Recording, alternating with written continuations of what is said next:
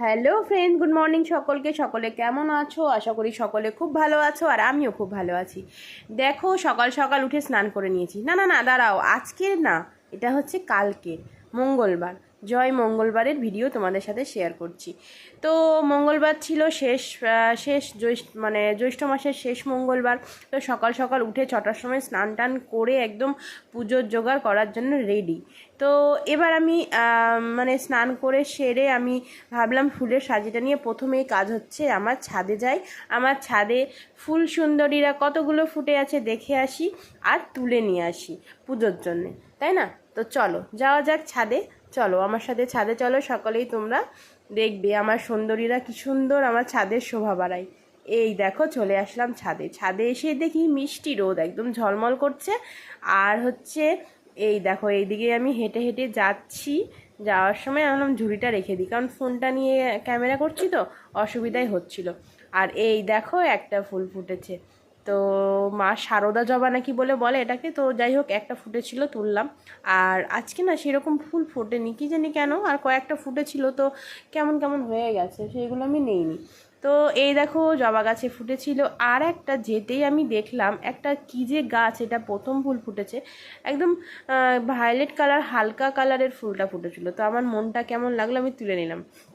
তারপর শিউলি গাছ যে দেখলাম, শিউলি গাছে আজকে একটাও ফুল ফোটেনি। শিউলি গাছে 2-3টে করে রোজ ফোটে, কিন্তু আজকে একটাও ফোটেনি। তো চলো এখান থেকে বেরিয়ে এবার সোজা যাই। যেতে যেতে দেখছি আর একটা সুন্দরী আমার চোখে পড়লো। তো আমি সেই দুটো সুন্দরীকেও তুলে নিলাম।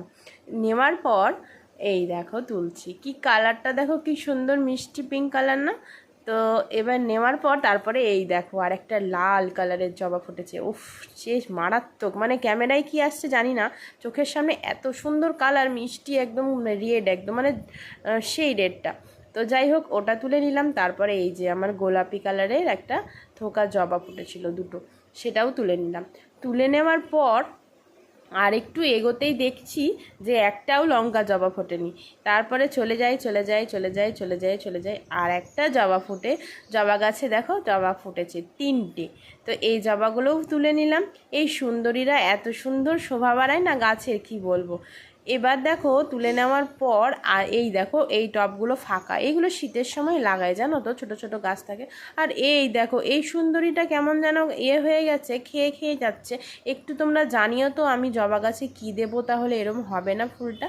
তো এই দেখো বেরিয়ে যাচ্ছি, আর তারা ফুলগুলো এত সুন্দর লাগে না, কিন্তু সময় থাকে না তোলার, জানো তো, প্রচুর ফোটে, প্রতিটা গাছের নিচে নিচে এই গাছ হয়েছে। তো এই দেখো তুলে নিয়ে কয়েকটা আমি এগিয়ে যাচ্ছি, এগিয়ে গিয়ে দেখি এই জবা গাছে একটাও জবা নেই। তারপরে আমি পাশেই দেখি বেলি ফুল। ভাবলাম বেলি ফুল তুলে নিই। বেলি ফুল হচ্ছে বাবা ভোলেনাথের মাথায় দিলে মনের মনস্কামনা পূরণ হয়। তো এই জন্য আমি বাবা ভোলেনাথকে রোজ 2-4টে করে বেলি ফুল দিই। তো তোমরা যারা জানো না, তোমরাও দিও, তোমাদেরও মনস্কামনা পূর্ণ হবে।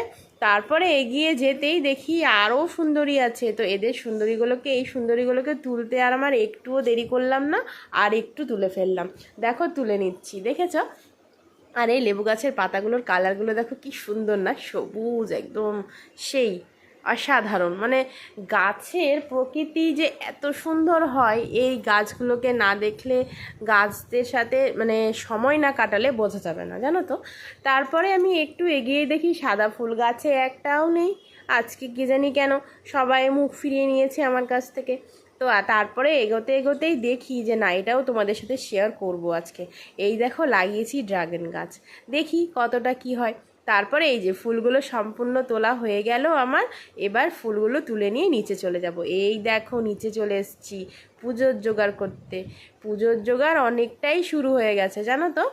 এই দেখো কতগুলো তোমাদের দাদাভাই পদ্ম নিয়ে এসছে, 30টা পদ্ম নিয়ে এসেছিলো। আমার ফোটাতে ফোটাতে এত আনন্দ হচ্ছিল ফোটাতে, কি বলবো। আর এই যে সাদা ফুল, গাঁদা ফুল, জবা ফুল, গাঁদা ফুল, অনেক রকমের ফুল ছিল। ফুলগুলো সাজাতে সাজাতে আমার যেন মনে হচ্ছে বারবার যেন থালাটার দিকেই তাকিয়ে থাকি, জানো তো। তারপরে এই যে প্রসাদের থালাটাকে রেডি করে নিয়েছি। এখানে ফল প্রসাদ দিয়েছি, তারপরে 5 রকমের ফল, তারপরে মিষ্টি, দই, তারপরে ফ্রুটি দিয়েছি মাকে, ডাবের জল দিয়েছি, কারণ হচ্ছে এত গরম ছিল, মায়ের তো গরম লাগে, তাই জন্য সেই কথা ভেবেই মাকে ফ্রুটি দিয়েছি, ডাবের জল দিয়েছি, দই দিয়েছি। তারপরে চিড়ে কলা দই খই মুরকি সেটা দিতে হয়, সেটা দিয়েছি। আর ওই যে গদ দিতে হবে, গদটা তৈরি করব।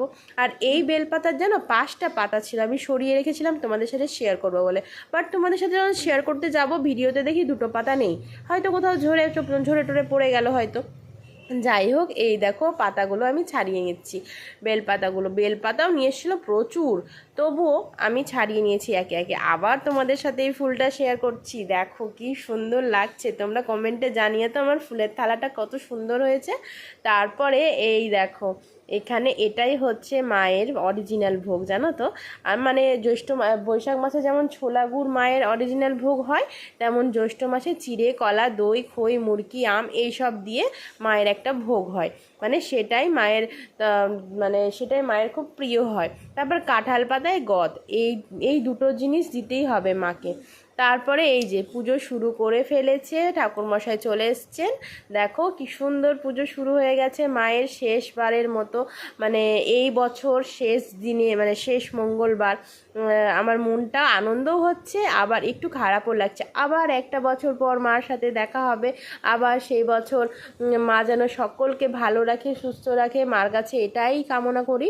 তো সকলে তোমরা যারা এখনও মানে মাকে প্রণাম করনি, মাকে প্রণাম করে সবার মনের আশা পূর্ণ হোক সেটাই চেয়ে নাও। আর মাকে বলো যে সবাই যেন সুস্থ থাকে, মা তুমি যেন সুস্থ থাকো আগে, তবেই ধরো আমরা সুস্থ থাকবো। মা যদি সুস্থ না থাকে তো আমরাও সুস্থ থাকবো না, আমাদের সবাইকে সুস্থ রাখতে হবে। তারপরে এই দেখো মায়ের আরতি শুরু হয়ে গেছে, কথা বলতে বলতে পুজো অনেকটাই হয়ে গেল, তাই তো। এবার দেখো মায়ের আরতি হচ্ছে আর তখনও মানে উলু শঙ্খ ঘন্টা এইসব বাজাচ্ছিল, বাবুসোনা বাজাচ্ছিল কাসরটা। তো এই দেখো বাবুসোনা বাজাচ্ছে আর সকলে পুজো করতে এসেছিলো আমাদের বাড়িতে। আর এই দেখো সবাই বসে রয়েছিল, আরতি অনেকটাই শেষের দিকে পুজো। তো চলো টাটা বাই, মা যেন সকলকে ভালো সুস্থ রাখে সবল রাখে। তো চলো টাটা বাই, আবার নেক্সট একটা ব্লগে দেখা হবে।